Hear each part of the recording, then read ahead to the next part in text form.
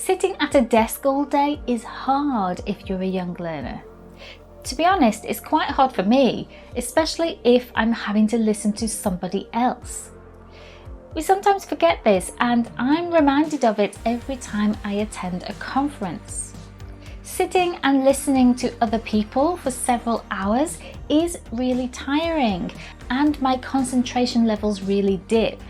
So if it's like that for me, it must be even harder for our primary and secondary learners. That's why it's important to make our lessons as active as possible.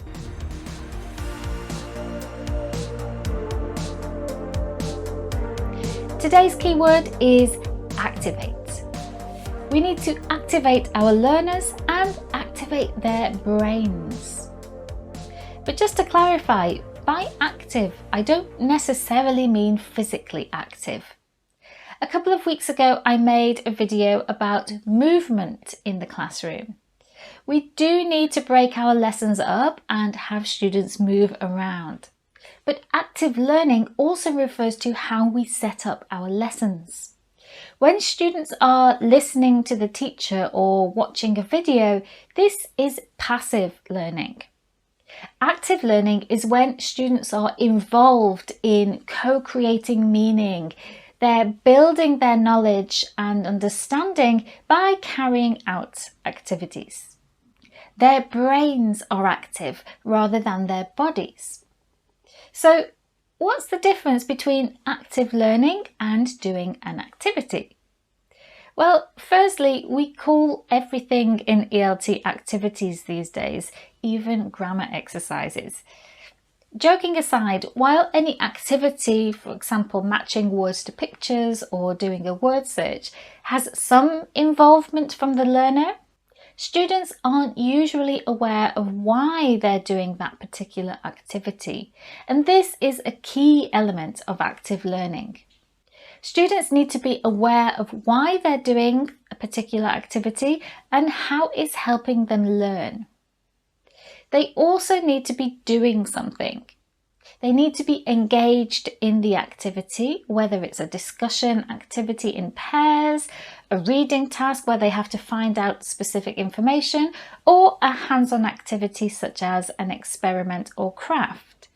For example, a simple activity like think, pair, share could become an active learning technique, assuming you give students an open question to answer. It could be a personalization question. For example, what's the most interesting food you've ever eaten?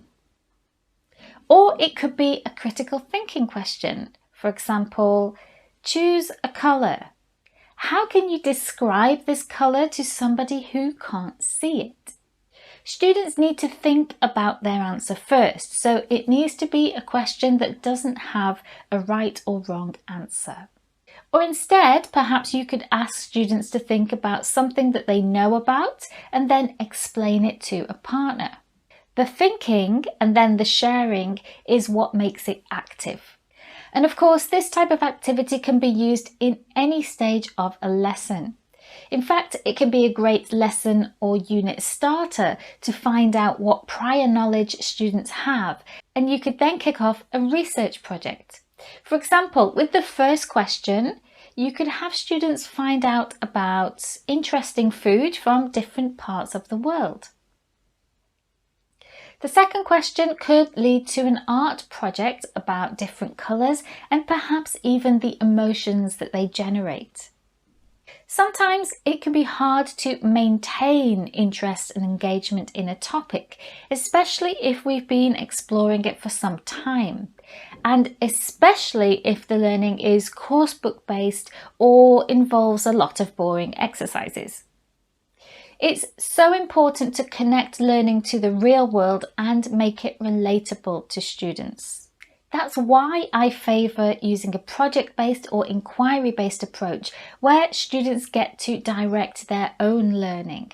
However, even active approaches like these may involve passive learning. Students might also get bogged down during the research stage if it involves a lot of reading, for example. So this is why I recommend designing research activities for students. Instead of sending them off to read articles or watch videos passively, we can design activities around these materials where students have to do something. For example, they might need to complete a table in a graphic organizer. We can also try to make the research fun and interactive.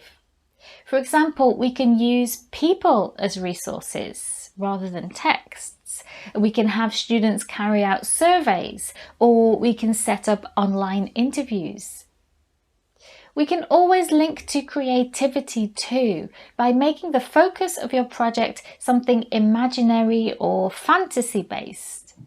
Not everything has to connect to the real world as we know it.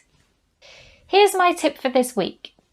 We need to make sure that our lessons have some fun activities that students enjoy. But note that fun activities don't have to be games. We can plan some hands-on activities as long as we make sure that students will learn through these activities, that the activities have a purpose. We can use art supplies, plasticine, old cartons and materials, magazines. We can use realia and set up role plays. We can carry out observation tasks and conduct simple experiments. We can have students design and build something, make a diorama, and so on. These activities will keep students engaged and highly involved in their learning. So, what's the most interesting food that you've ever eaten? If you've watched until the end, add a comment and let me know.